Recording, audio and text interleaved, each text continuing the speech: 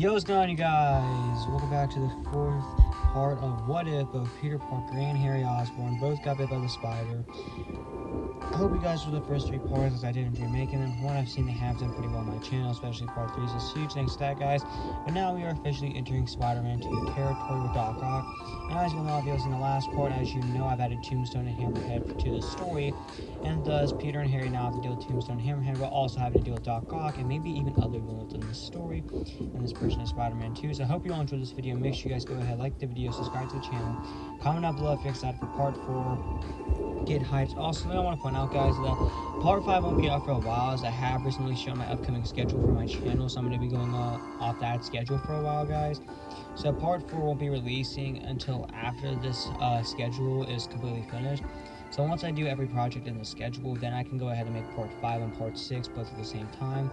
So get out for that, guys. So without further ado, let's go ahead and get into the fourth part of What If both Peter Parker and Harry Osborn both got bit by the spider. We get the opening title card as we hear the Danny Elfman music. We end up seeing the title, Spider-Man 2. We then see the previous events of Spider-Man 1 in this version of the What If, how we end up seeing both Peter and Harry get bit by the spider with separate lives, both of them at the wrestling match, Uncle Ben's death, going after Dennis Carity, both of them becoming the Spider-Man properly, Norman as the Goblin, Tombstone, Hammerhead, Vulture, Shocker, Rhino. Everything happened, Peter and Harry saving Gwen and MJ and the kids, Norman ultimately killing himself, Norman and Harry and Peter trying to battle Tombstone, however, ultimately failing, with Tombstone telling him that he's coming for them, and we also see them in the final swing. And then cuts an open narration as we see Peter Parker and Harry Osborn, as the two of them have an open narration. Peter would be driving to his police delivery job, however, he would almost be late with Mr. Z telling him to stop. Peter would manage to arrive there, and he would apologize to Mr. Z. Mr. Z, obviously not having it, tells him that he's got to deliver a bunch of pizzas a couple blocks down the road, and that if he doesn't, he's fired. And he would end up telling Peter to go. Thus, Peter will go ahead and quickly drive there as fast as he can, and he would manage to stop at a stoplight, but he would realize that he's nowhere near close. Realizing he's out of time, he will quickly run into an alleyway, change into a Spider-Man suit. Thus, Peter will quickly go ahead and begin to swing there as fast as he can, with him doing a bunch of tricks, trying to boost him up there and try to get a lot more faster, get more momentum.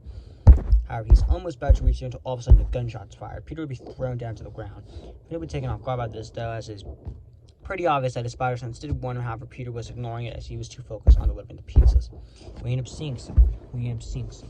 On a big wheel. We end up seeing him shooting guns. And it quickly becomes apparent who it is. It's Big Wheel. It's revealed here that Tombstone has brought down a lot of villains to try to take down Peter and Harry, as he doesn't want to reveal himself. Shocker and Rhino end up getting burst out of prison again, ultimately ended up failing. Alongside this, Tombstone ended up trying. Speed Demon, Beetle, Boomerang, Sin Eater, Kangaroo, a bunch of stuff. However, he would ultimately end up failing alongside Ringmaster recently as well. Peter would end up commenting and saying, "Is this seriously the best Tombstone could come up with? Last time it was Ringmaster, a circus guy, and now we're doing this?" And this would end up catching Big Will's attention. Big Will would try to act all intimidating to Spider-Man. However, Spider-Man simply say, "You really think I'm scared of a guy on a big wheel?" Wow. Tombstone must be desperate. This would obviously end up pissing Big Wheel off, and thus he would begin to shoot at Peter. Peter would begin to save as many people as he can, as gunshots are aimed for them as well. The wheel is about to run over. Peter's end up trapping. The wheel is about to run over Peter alongside some people. However, Harry would come in distracting Big Wheel in his suit. And alongside this, we end up seeing Harry's new suit. Alongside, we end up seeing some elements of Peter's upgraded suit. Now, this suit is going to be much more close to the Spider-Man 2 suit. For those of you who don't know, there are some small differences between the Spider-Man 1 and the Spider-Man 2 suit. So Peter would now go ahead and get the Spider-Man 2 version of his suit. Alongside this, we end up seeing Harry's upgraded suit, which is actually a lot more closer to the stealth suit, the green one from the PS4 video game.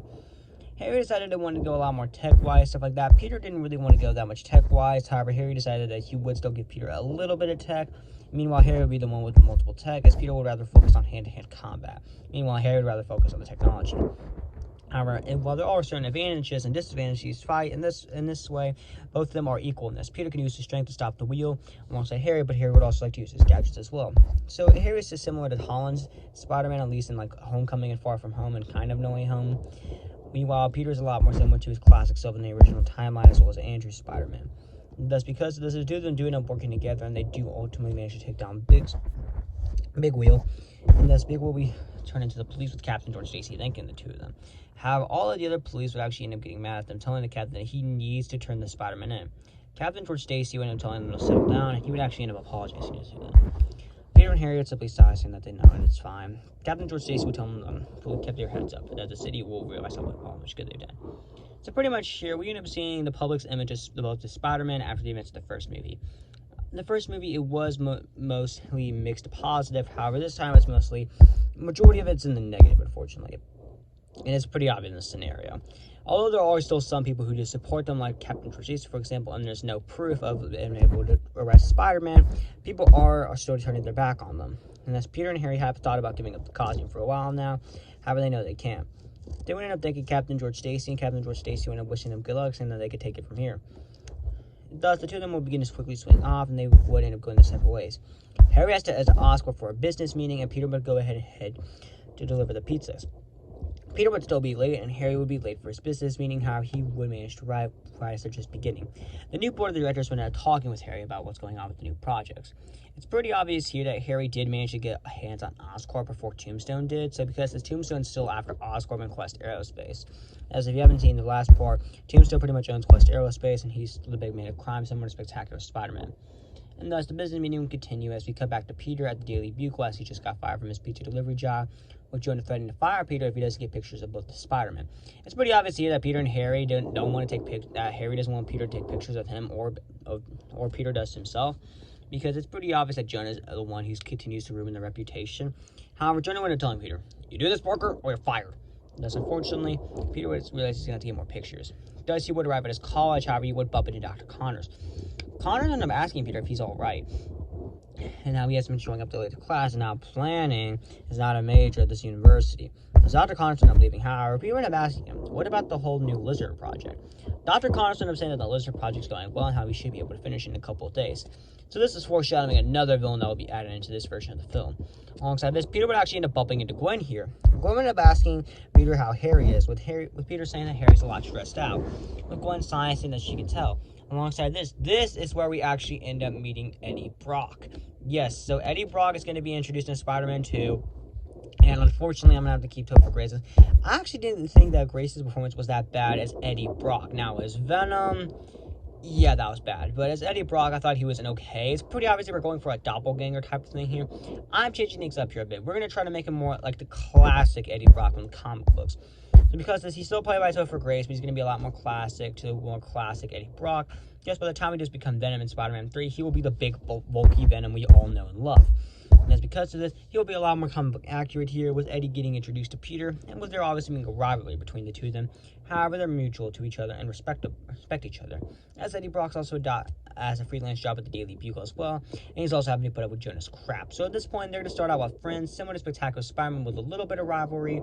However, eventually that relationship is going to turn sour as we get to Spider-Man 3, which you'll see what I mean when we get there at that point. And meanwhile, we cut to Harry as he leaves his business meeting and goes back to his house, where he ends up bumping into MJ, where Harry ends up getting introduced to John Jameson. And thus, MJ would end up talking about how, since Peter doesn't want to be with her, that she's with John at the moment, but she would tell Harry secretly when John's not around that she's still going to pursue Peter one last try, and Gwen would end up telling Peter the same thing about Harry. Thus, they would end up going their separate ways, and we end up cutting to a dark office as we end up seeing Tombstone. Tombstone sits in his office, obviously didn't know if that big wheel is taken down. And Hammerton comes in. What do we do now, boss? Give me the phone, Hammerhead. I know a certain hunter I can call. You really mean it's time, boss? Unfortunately, yes. Although it's hard to cooperate, it's our best option. And thus, Hammerhead agrees and he contacts the phone. He ends up contacting Calypso. And Calypso hands the phone to someone. Sergei Kravenov, also known as Kraven the Hunter. Kraven wound up asking Tombstone what he's doing. Tombstone come to Kraven, I need your help. Kraven wound up asking, what do you want my help for? I've been dealing with some webheads recently, some spiders. Kraven wants to be laugh, saying that you think I'm going to come down there to take down some spiders? However, Hammerhead wound up saying, we got some certain spiders for you want to see. Kraven's eyes would wide and say, are you talking about what I think you're talking about? Yes, the Spider-Man. Kraven would have an evil smile when he said, when can I fly down? And Tombstone would say, tonight. I have someone pulling up at the van right now on their way, as I planned this ahead of time. And Kraven ended up seeing the guy as well in the limo, and he says that he's on his way as they're planning to head to the airport. Tombstone would say, good. Get there as soon as you can. Kraven won't agree, and you end up hanging up on the phone. Hammer ended up saying, what about the other one, sure? Wittenbeck? Yeah, illusion tech. It will do nicely as well. Get that ready, and also, have you been able to break out Adrian Toombs yet? Not yet, sure. Oh boy, little does the Spider-Man know the villains that are about to come for them. As Tombstone smiled in his chair. And if they all fail, I have bigger guns ready. As we end up seeing multiple projects on the wall and multiple prototypes that have failed, villains that have failed. And it's pretty obvious that Tombstone has a whole army of villains pretty much coming for the Spider-Man. And I was contacting a lot of villains. Plus, remember this, Doc Ock in the story, we've hinted at Lizard. Kraven's on his way alongside possibly his brother, which you know who it is. Calypso, Vulture's about to get broken out, Mysterio's also been hinted at as well. So a lot of villains are coming for Peter and Harry in this. So get ready as we continue through this what-if story throughout the multiple parts, because multiple villains will be showing up to come after these two guys, along with possibly more heroes as well, as we end up seeing a few heroes on the wall. Specifically, we end up seeing a skull. However, Tombstone would simply say, and for Mr. Castle, send some villains after him. He's getting on my nerves. Hammerhead went up saying, yeah, sure, boss. As Hammerhead was leaving, and Tombstone would be left in his office, contemplating how he's going to take down Mr. Castle and the two Spider-Men. Meanwhile, we cut to Peter as he ends up heading to Aunt May's house, where we get the birthday party, just like the original timeline here. And unless everything goes without the same there, Harry would actually end up talking with Gwen for a bit, with Gwen mentioning how she does want to be with Harry. However, Harry would reject her once again. However, it's pretty obvious that Gwen is determined to continue to pursue Harry, as all we also end up finding out that Gwen is also now a model, and she's pursuing her model career. With Harry obviously seeing some of this as well, and plus Peter and MJ would have a similar conversation, and Peter would end up heading home saying bye to Harry, and he would still run into Mr. Dinkovich. Peter would simply end up turning on his radio after going to his room in the apartment complex, and thus was just sitting on his bed, obviously exhausted, however still turning on his radio just in case anyone needs his help. Alongside this, we would actually end up seeing Harry head back to his house as well. Bernard would end up asking Harry how the day was, with Harry saying it's alright, and he would end up heading to the Goblin Chamber. It's pretty obvious that Harry did end up finding this recently, and it's pretty obvious he's not sure what to do with it, as we still see some of the Goblin tech on there, but it also is pretty obvious here that Harry didn't make his new stealth suit here. However, Harry still has no idea what to do, and we end up seeing him making a glider, similar to the new Goblin glider. It's pretty obvious Harry is thoughtful about the idea of using a glider, potentially, alongside potentially Peter. However, he's not sure about that. Harry simply sighs and looks at the Goblin serum, and he clearly has no idea what to do with that especially. It's pretty obvious he just wants to get rid of it, obviously, but he doesn't want it to fall into the wrong hands either, which is why he put it in a safe to make sure no one can get their hands on it at the moment. Specifically the same safe where the tritium is. Harry ended up asking Bernard, how's Dr. Octavius doing? Bernard ended up telling him that everything with the Dr. Otto Octavius is going great. And Harry also mentioned how he ended up mentioning Otto to Peter and how Peter doesn't want to see him tomorrow. With Bernard saying that's great, however, Harry ended up getting an alert. He ended up seeing a villain has recently been going around town trying to call up the Spider-Man. Thus, Peter and Harry do quickly suit up, though, with Harry contacting Peter, telling him to get over here, with Peter saying that he's on his way. Thus, Peter quickly swings over there as soon as possible, trying to get some momentum alongside Harry. The two of them would end up arriving, and they would be confused when they end up seeing no one there. However, all of a sudden, a poisoned dart is shot both their way. The two of them would manage to catch, and they would be extremely confused. However, the spy sense would go off, and they would dodge one of the attacks, and we end up seeing Kraven the Hunter there. Kraven would end up introducing himself alongside Chameleon. So yes, Chameleon also ended up going with Kraven here as well. And thus it's equal. So Harry ends up taking out Chameleon due to the fact that this way it's Harry versus Chameleon, since they're mostly using gadgets, while Harry also uses his spider powers. Alongside this, we end up seeing Peter fight Kraven this way. Peter using his powers against Kraven. Thus it's a pretty even fight for a while for both sides. However, eventually Peter does manage to get the upper hand on Kraven and web him up. Thus Peter does go ahead and quickly help Harry, who's obviously struggling against Chameleon, and eventually the two of them do manage to go ahead and beat Chameleon as well. And thus they web him up, leaving them for police. They're obviously not happy about this. However, Chameleon realizes he can use this to his advantage, and he would actually end up transforming into an innocent civilian asking for help. And the police would end up arriving would be extremely confused. They would end up seeing this. They would end up asking, as well as Captain JC, what's going on. And the person, Chameleon, being disguised as a normal person, would end up saying how the Spider-Man ended up coming down and beating him, as Chameleon ended up transformed into a civilian who seemed like got badly beat. Harry and Peter would try to talk to them, saying that they didn't do that, and that this guy's able to transform his appearance. How the police, not buying into this, would begin to shoot at them, thus forcing Peter and Harry to unfortunately escape. The two of them are shocked by this, and thus the two of them would end up sighing, saying that This sucks. With Harry commenting that. However, Peter says he knows there's clearly a lot of stuff going on. And especially now that the police have seen what they quote-unquote did, now more people are going to turn on them at the city. So he's not going to turn on them even more, unfortunately. But they're sighing, saying that he knows.